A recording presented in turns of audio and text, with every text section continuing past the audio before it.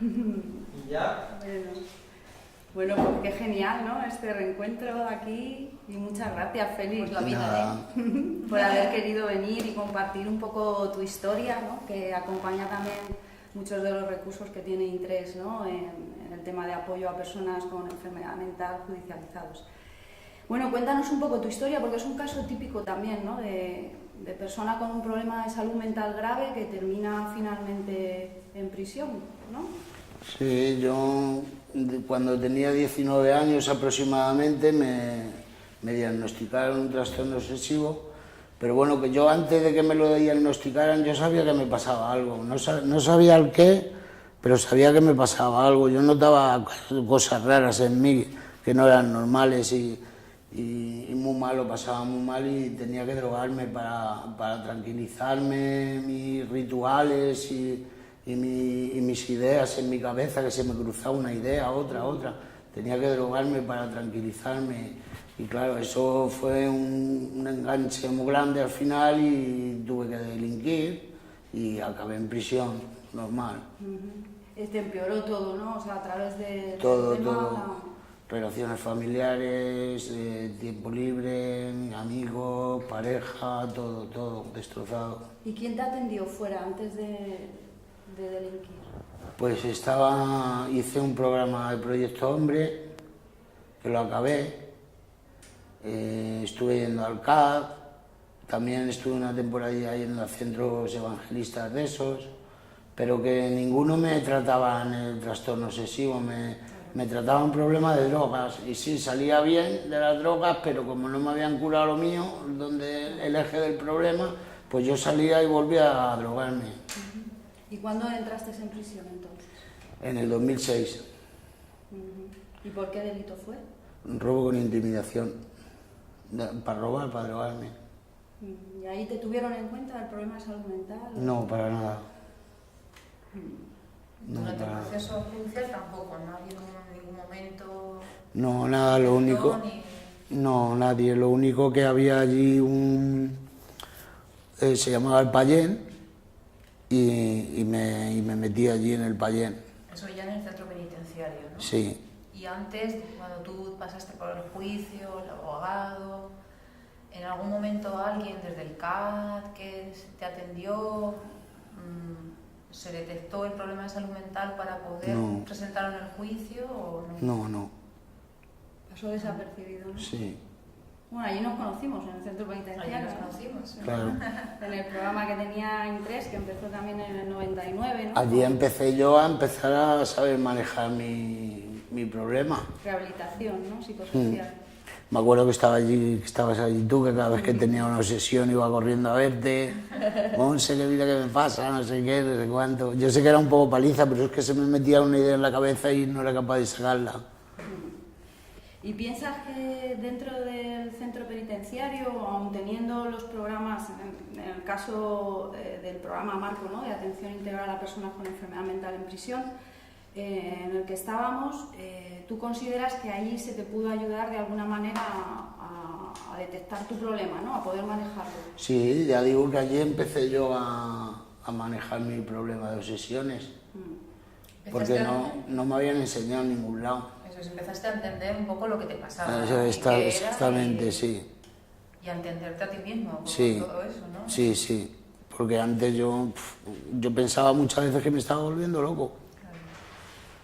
Y que no tenías, bueno, a veces lo que nos transmitías, ¿no? Cuando estabas en esa situación, esa sensación de no controlar lo que te ocurre y poder frenarlo de alguna manera. Sí, no sabía frenarlo.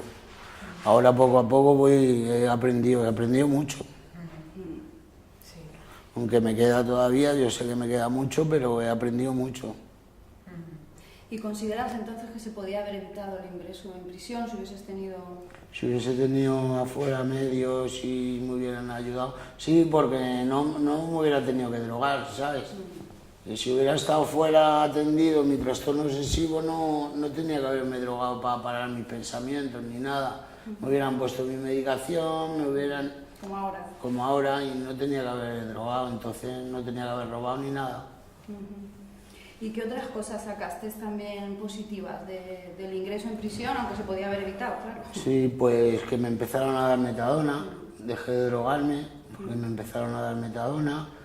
Me hicieron, ¿cómo se llama esto? Me pusieron el interferol para curarme la hepatitis C. Aguanté todo el año con ella, a pesar de que era una medicación muy agresiva. Se me caía el pelo, me quedé muy delgado, era muy agresiva, pero aguanté, estuve un año entero y dio resultado y se me curó. 9 años, ¿no? ¿Estuviste? Sí, 6 sin salir. Porque luego también desde el programa del Payén, me acuerdo que teníamos esa otra parte de trabajar la preparación para la vida en libertad, ¿no? Sí, salí con el Payén muchas excursiones, luego en tercer grado, luego ya fui consiguiendo mis cosillas, pero estuve 6 años sin salir. Luego de la etapa un poco, ¿no? Del programa del tercer grado. En esa parte que llamamos de preparación de libertad, de incorporación social, esas salidas, las excursiones que dices, a veces eran en grupo, bueno, pues colectivas y otras individuales, con permisos y demás, que lo que se hacía principalmente era un poco ir preparando tu vida afuera, ¿no? Gestionar trámites, documentos, contactar con salud mental comunitaria, ¿no? Sí, ir al CRPS, que empecé a ir los miércoles. Eso ya desde el CIS, ¿verdad? Desde el CIS, sí.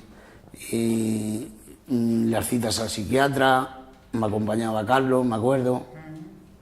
No Carlos el educador, sino Carlos el de INTES, el chaval joven. Me llevaba al psiquiatra, me acompañaba al psiquiatra, me acompañaba al CRPS. Tú me has acompañado muchas veces al CRPS, si mal no recuerdo.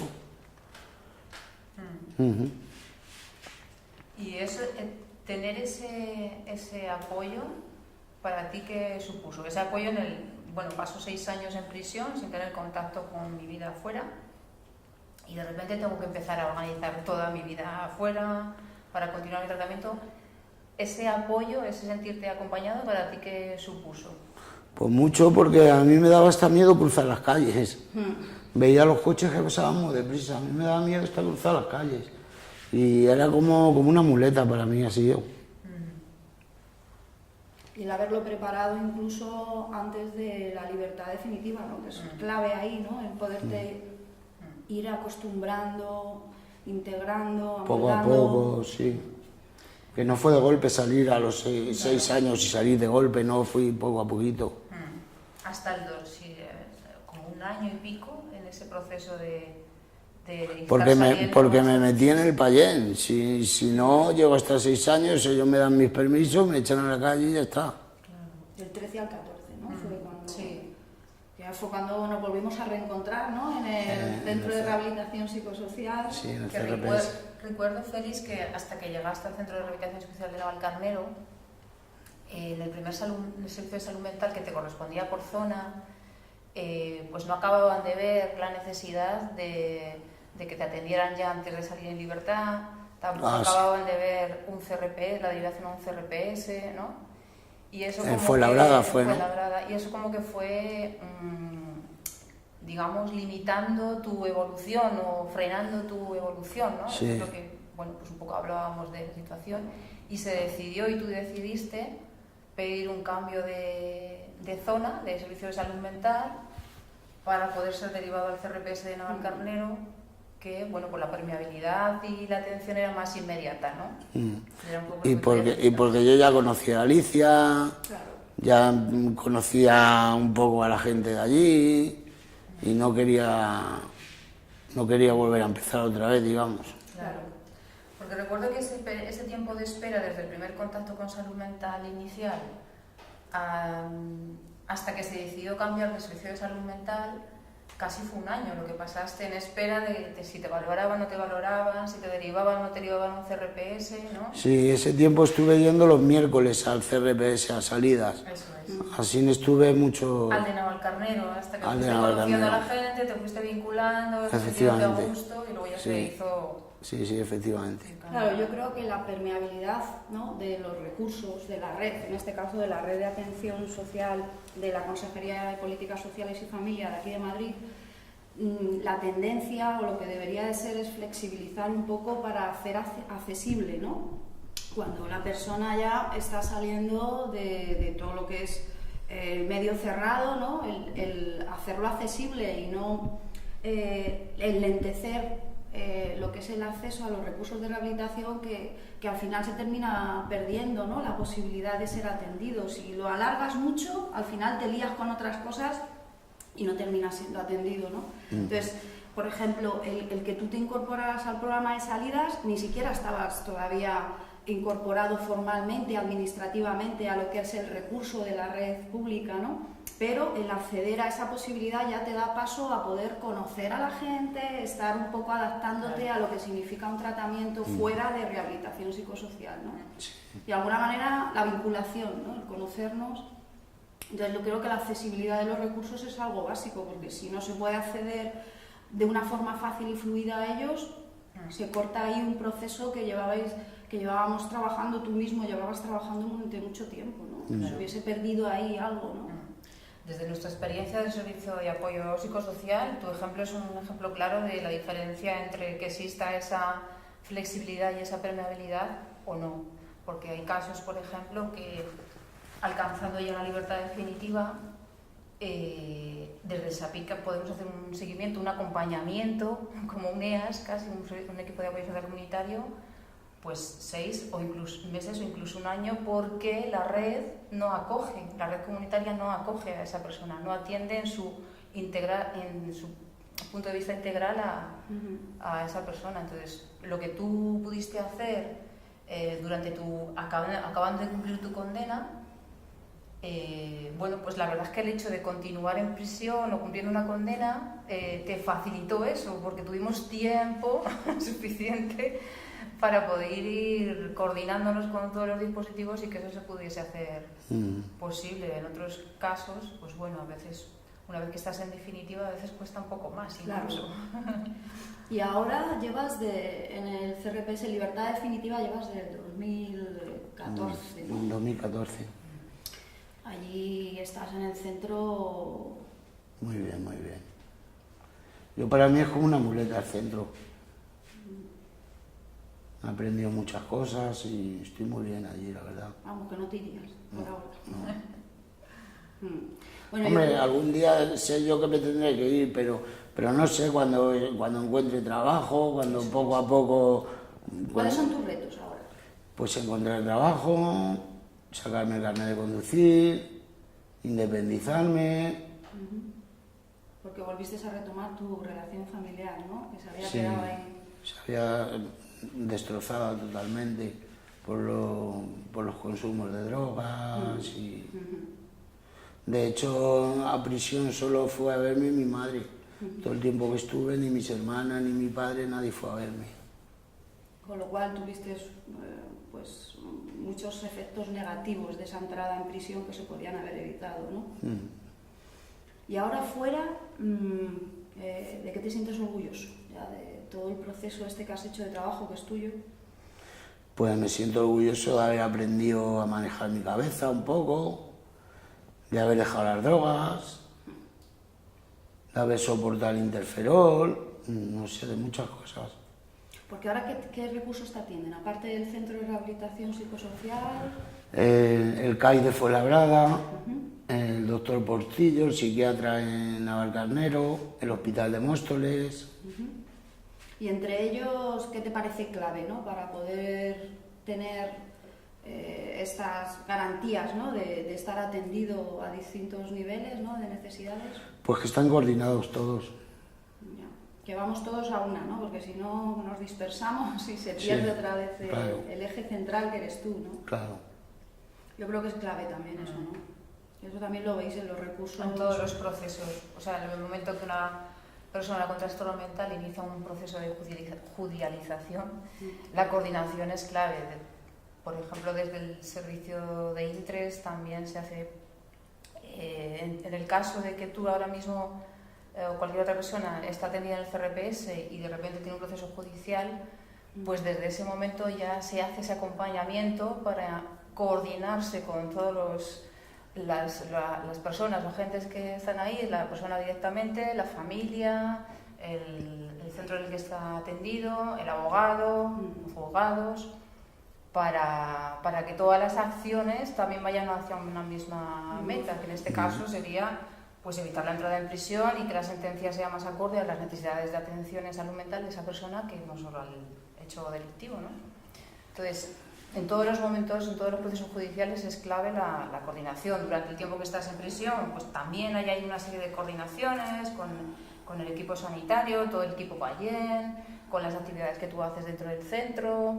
Es necesaria una coordinación para el proceso de reincorporación social, pues igualmente, ¿no? Pues con el Servicio de Salud Mental, con los recursos de la consejería, con los recursos de drogodependencias, con los recursos de la red de sin hogar, en el caso de que la persona proceda a una situación de sin hogar y si no se ha podido generar otra alternativa va a volver a una situación de sin hogar, con las entidades del tercer sector que pues colaboran con la institución penitenciaria para ese proceso de reincorporación también, con recursos residenciales, con también apoyo y acompañamiento.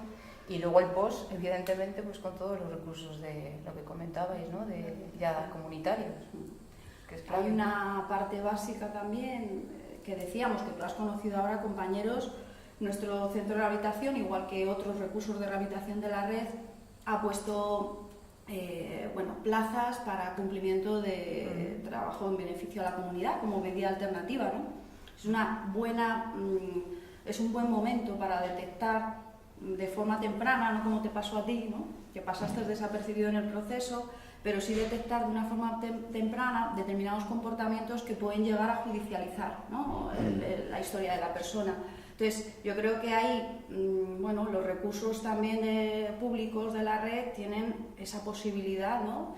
de poder poner plazas ahí en juego y poder detectar y poder hacer un itinerario diferente, ¿no? Que no sea el que tuviste tú, ¿no? Dando ese apoyo, ¿no? Mi visión un poco es una visión personal de todo esto desde que se empezó en esta, o al menos nosotras e Intres en esta historia empezamos a colaborar con instituciones penitenciarias en el tema de salud mental en el 99. Hasta ahora, la verdad es que yo lo que observo es que en lo que es el contexto penitenciario se ha avanzado muchísimo. De hecho, el hecho de que exista el Payen y el programa Puente, y ahora en ciernes otra versión más allá todavía del programa Puente, pues me parece que es un avance tremendo. Pues sí, la verdad.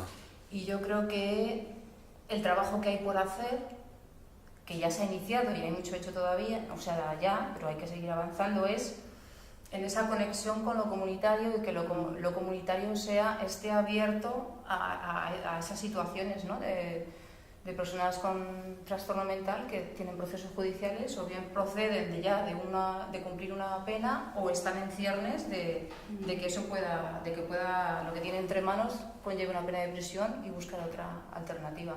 Pero yo creo que el trabajo que hay por delante ahora es el mirar hacia afuera y conectarlo todo, ¿no? Todos los elementos comunitarios, penal, judiciales, penitenciarios, y que todo esto esté en conexión, que ya se están haciendo muchas cosas, insisto, pero que hay que seguir empujando en eso.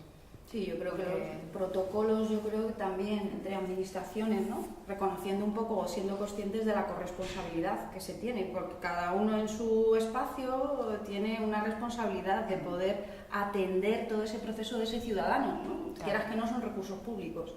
Entonces, el trabajar con esos protocolos que de alguna manera nos guíen, ¿no? Y marquen un camino para poder dar este tipo de respuestas más adecuadas a la necesidad que tú tenías, porque al fin de cuentas has entrado en prisión, has tenido una serie de efectos secundarios de esa entrada en prisión que se podía haber evitado y de alguna manera puede garantizar el que tú puedas desarrollarte, ¿no? De otra forma como persona y otro camino. Y lo que has dicho de los protocolos a mí también me parece una de las claves, porque el dejar que eso dependa de la buena disposición o no de los profesionales de a pie es jugar mucho al azar, es decir, es a la suerte o la capacidad de persuasión, de convencimiento, de negociación entre profesionales. Entonces, que haya algo entre administraciones competentes que determinen que esto se tiene que hacer así porque es una atención a un ciudadano, que el ciudadano esté donde esté y tiene los mismos derechos de atención en su proceso de salud mental, esté donde esté, me parece que ayudaría a que todo eso se entendiese como normal, que desde los profesionales de a pie lo entendiesen como algo normal, como algo que se tiene que hacer, sin más, y cuestionarte si tiene que ser así o no tiene que ser así, ¿no? Eso ayudaría muchísimo, yo creo. Es mi opinión. Sí, sí. Sí, pues yo empecé a notar cosas raras. Yo empecé a notar que le daba muchas vueltas a todo, que pensaba mucho, no sé, cosas muy raras, rituales, cosas muy raras. Pero yo no tenía claro si tenía que ir a un psiquiatra o dónde tenía que ir. Yo sabía que drogándome se me pasaba. Pero desde muy jovencito, con 13 o 14 años, para salir con los amigos y para relacionarme con los amigos, yo ya tenía que fumar porros y beber alcohol para poder relacionarme bien. ¿Y luego? Luego, pues, al cabo del tiempo me metí en Proyecto Hombre, allí estuve unos años, y en Proyecto Hombre fue el psicólogo del Proyecto Hombre fue el primero que me dijo que yo tenía un trastorno obsesivo. Y a raíz de ahí ya empecé a ir a médicos, a psiquiatras y demás.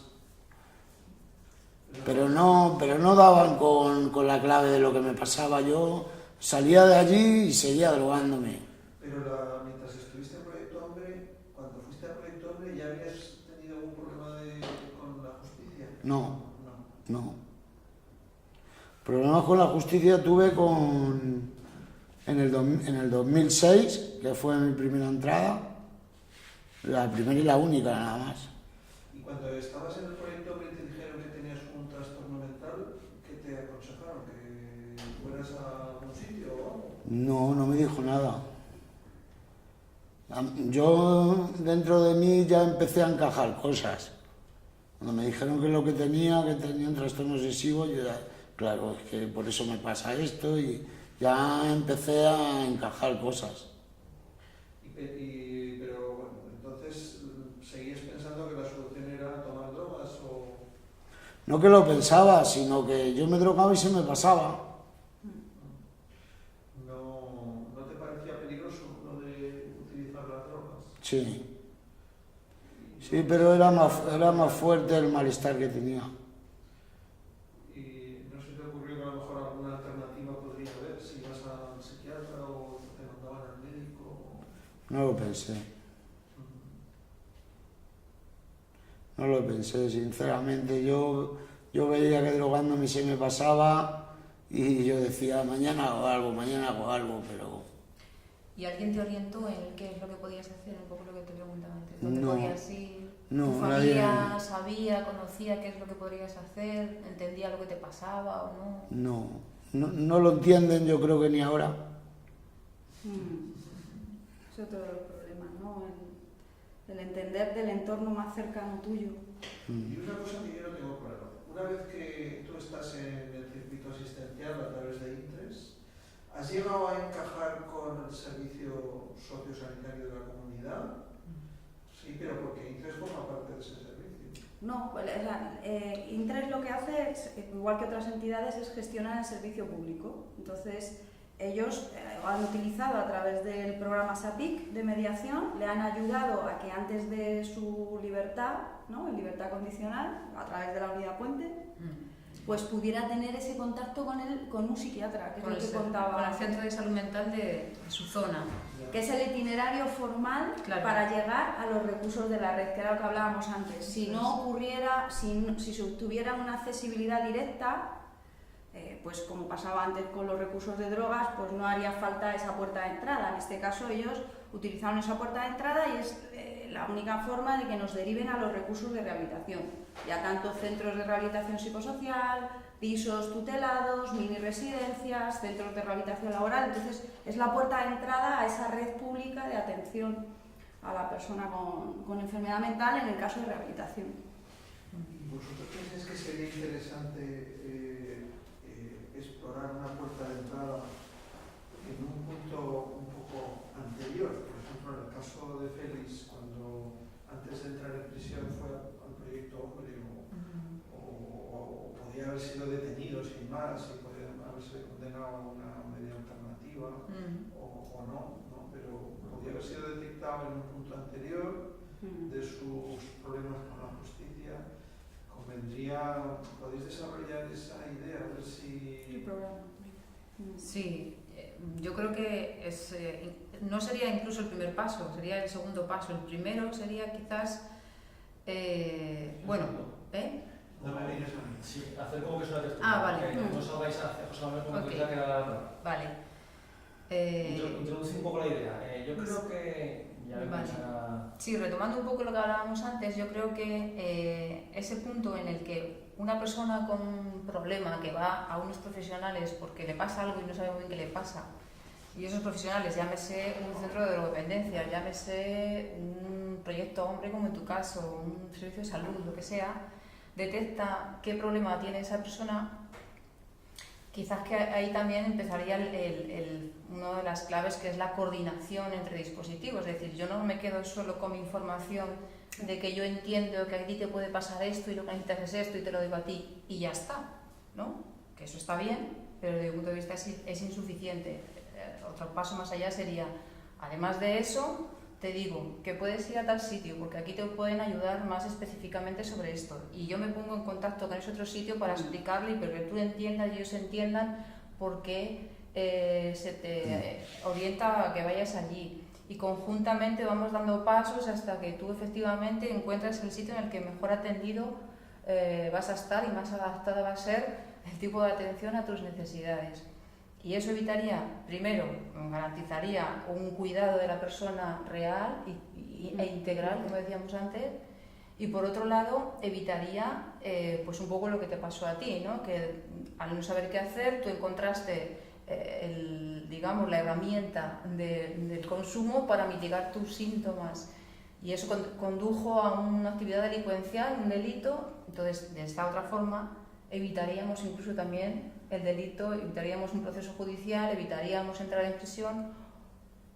Otro paso sería más allá. No se ha evitado el delito, se produce el delito, pero si estás atendido por esos dispositivos y conocido por esos dispositivos lo que ocurre contigo y en tu persona y en tus circunstancias, podrían acompañar y argumentar en el proceso judicial cuál es tu situación de salud mental. Y en lugar de prisión se podría generar una medida alternativa a la prisión. Ese sería un segundo paso, diríamos, ¿no? Luego ya, pues una vez entrado en prisión, todo lo que hemos hablado antes. Pero hay unos previos que sí se pueden hacer, se deberían hacer desde mi punto de vista. Y se pueden hacer. Y que se tendría una responsabilidad, ¿no? Como servicio público, Claro. no solamente pues eso del nivel que sea, de primer nivel o de segundo nivel, la responsabilidad de los servicios públicos de orientar bien esa atención a la persona y de, si no es el recurso adecuado, orientar hacia otro recurso, y así se evitaría mucho. Y facilitar el contacto con Eso otro es, recurso, sí, porque a la veces, accesibilidad.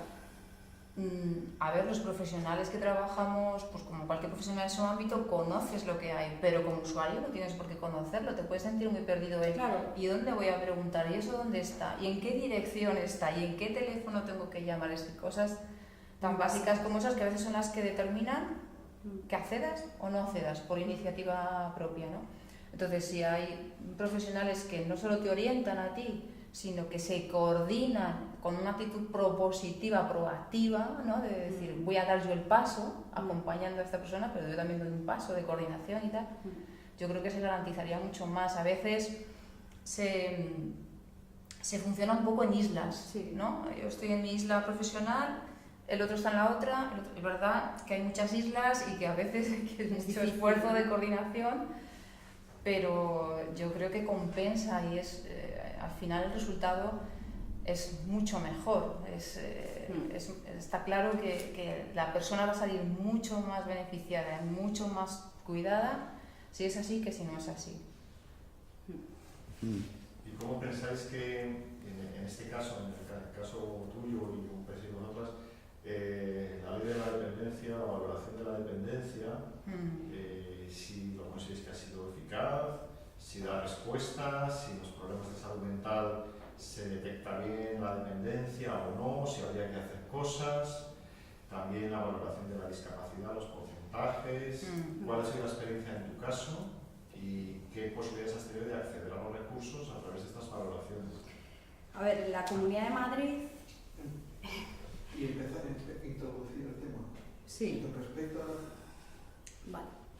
Con respecto también es verdad en tu caso, Félix, ¿no? El tema de la valoración, en tu caso fue la valoración de minusvalía, porque la ley de dependencia fue posterior, ¿no? Y en el caso de la Comunidad de Madrid, bueno, pues no se necesitaba la valoración de la dependencia para acceder a los recursos de rehabilitación psicosocial específicos en esta comunidad, ¿eh? En otras comunidades funcionan de otra manera, pero aquí no se ha necesitado, con lo cual tú no tienes valoración de dependencia y no la necesitas para acceder a estos recursos, ¿no? Tú no tienes valoración de dependencia en tu caso. No, yo tengo valoración, pero no por el trastorno obsesivo, no por el VIH. Pero en este caso de minusvalía. No, de minusvalía no tengo. Sí, lo que tienes es la valoración de minusvalía Sí. por factores físicos. Sí, eso ¿no? sí, es verdad. Pero que no has necesitado tener una valoración No. de dependencia para poder acceder a los recursos de rehabilitación. No, con lo nunca. cual- Yo lo cortaría porque no me gusta que se hable del VIH. No tiene nada que ver en este asunto y no tiene por qué ser. Vale, Entonces, repetimos. ¿podéis empezar otra vez en relación con la...? sí. Bueno, pues yo creo que también en relación Eso, con... eso. Sácate la carita. ¿No va? Sácate la cara sin la Qué frío, madre mía. Es que hace mucho calor. Los focos además han mucho calor también. Sí.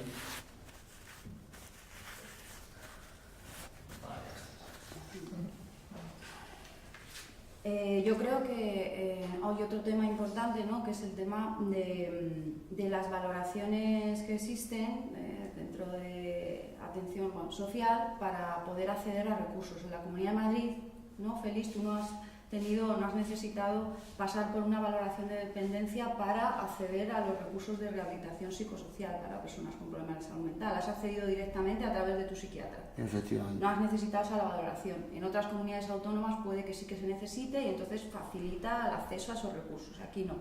Sí que es verdad que ha sido valorado dentro del tema de minusvalía, ¿no? Y a través de ahí pues has recibido algún tipo de ayuda de pensión, ¿no? En Sí. este caso, ¿no? Una pensión no contributiva. Que te ayuda un poco a mantenerte de forma medianamente autónoma, escasa. Sí, ¿no? Pero... por tema físico. Vale, bueno, pues Pero por el tema psicológico no tienes no me han valorado reconocimiento. ni... No. Bueno, aquí en la Comunidad de Madrid se accede a ese tipo de recursos especializados sin necesidad de esas valoraciones, ¿no? Que en otras comunidades sí que es importante que se tengan para esa accesibilidad a los recursos Sí, especializados. yo no he necesitado nada para entrar nunca ni al CRPS, ni al PAYEN, ni nada. Desde el escaso conocimiento que yo tengo del tema, creo que la ley de dependencia, la parte de salud mental, inicialmente la obvió, digamos, por decirlo de una manera. Después se hicieron recomendaciones, se tuvo en cuenta, aparece dentro de la ley de dependencia, pero la valoración de dependencia que se hace está más adaptada a situaciones de dificultad o discapacidad física y sensorial que a la discapacidad mental. Entonces, quizás a veces sí que haya que valorar la dependencia en aquellas comunidades que sí que existe, que haya valoración de dependencia por trastorno mental, todavía dificulta más el acceso a los recursos de rehabilitación y residenciales y demás, porque primero afinar en esa valoración es difícil, es dificultosa por ese diseño de la ley de dependencia, y luego porque o está igual, ¿no? Decíamos antes, hay comunidades en que eso está muy engranado entre las diferentes administraciones y entonces es fluido, pero no es lo habitual entre las administraciones, que ese engranaje entre la valoración de dependencia y la agilidad en disponer de recursos y tal sea fluida, hasta donde yo conozco, que no tengo demasiado conocimiento sobre el tema. A veces complica más el acceso a los dispositivos. Creo que queda mucho, ¿no? por desarrollar de esa ley y por aplicar en las distintas comunidades. Pero bueno, por lo menos aquí en Madrid, en el tema de rehabilitación psicosocial de personas con problemas de salud mental grave, no se necesita. Sí, eso fue un acuerdo que se llegó entre la Consejería de Servicios Sociales en su momento y el Ministerio para que no se hiciera así. En el desarrollo de la ley. Lo que te sorprende, perdona, el tema del papel del tercer sector dentro de lo que es la judicialización de la enfermedad mental. Sí, vale.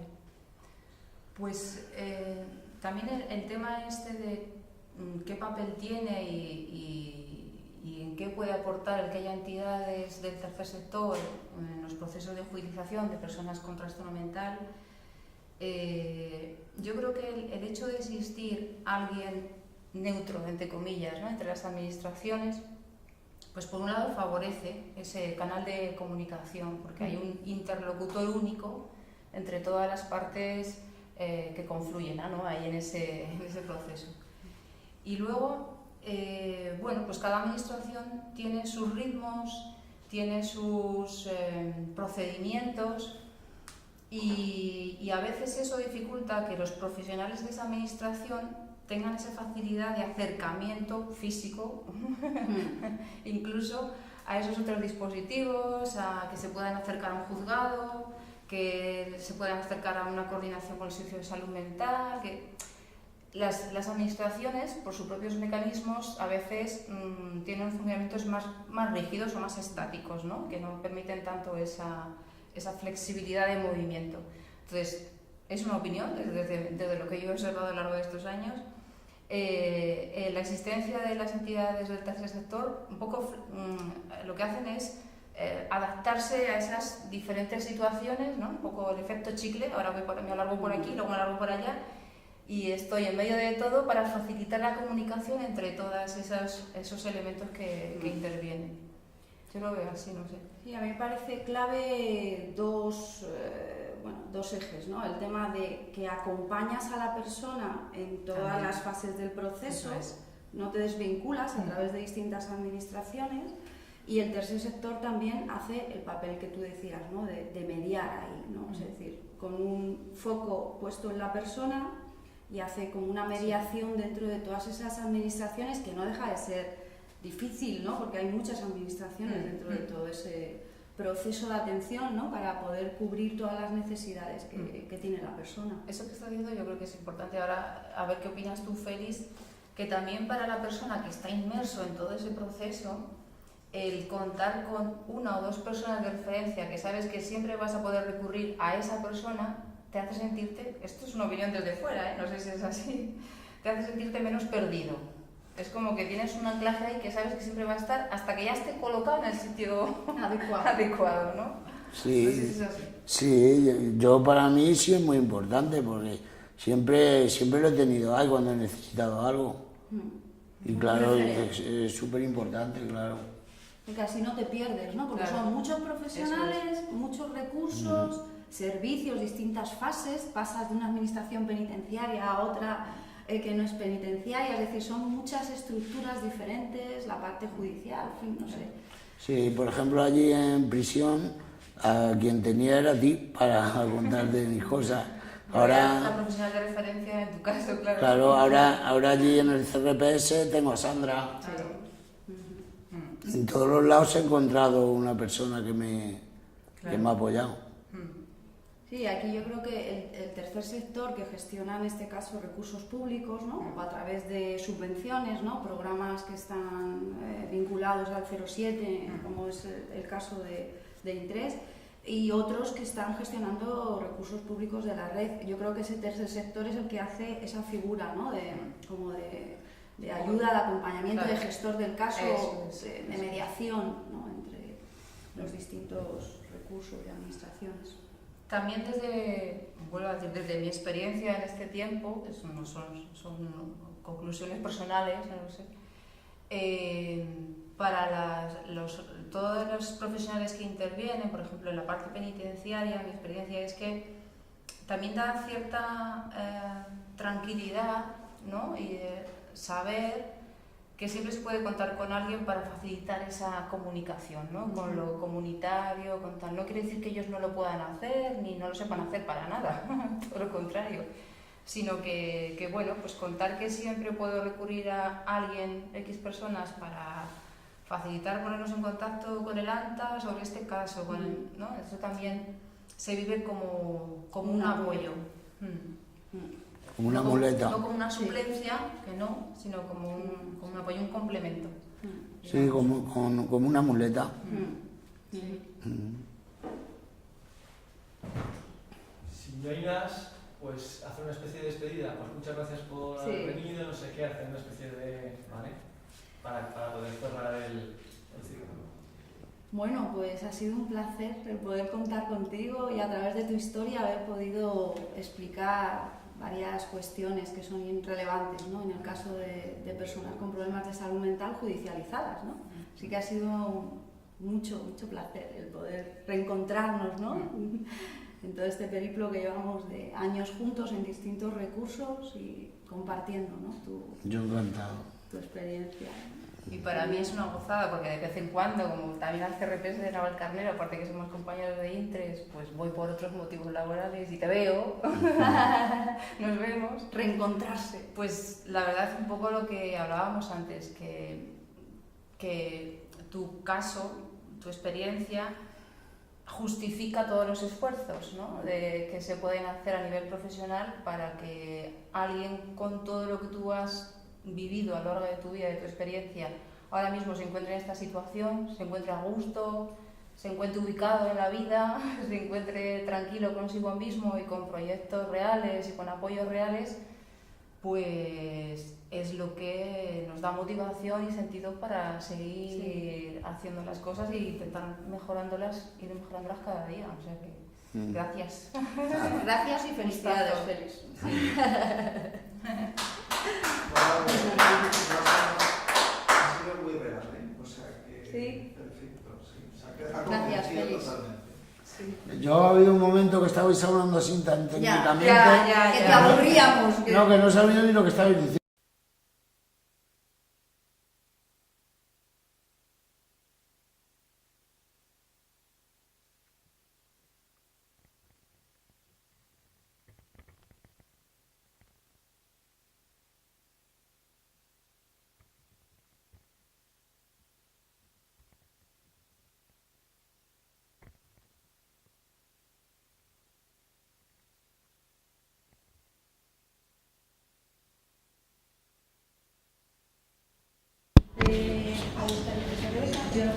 Sí, me comentó algo ya.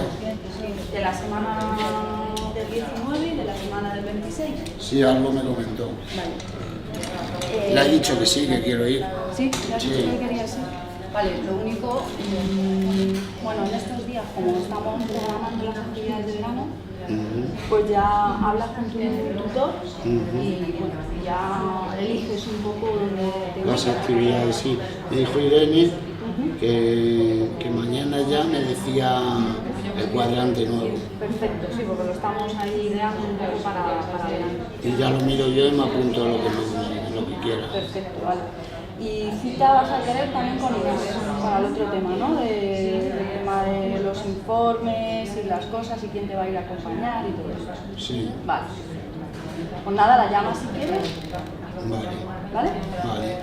Bueno, pues nos O vemos. mañana, O mañana si vas. mañana voy. Perfecto. Pues hacen la fotocopia y ya lo dejamos todo hecho. Vale. ¿Vale? Vale. Venga, pues nos vemos. Venga. Venga, hasta mañana, Félix. Hasta luego, Alicia.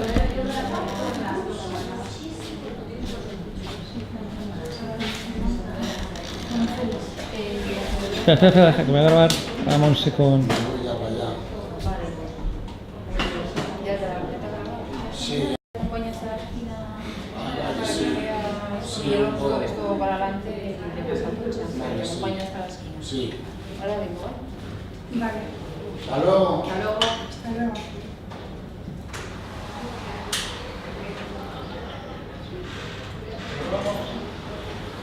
Vale, perfecto. Siéntate aquí un segundo con el ordenador.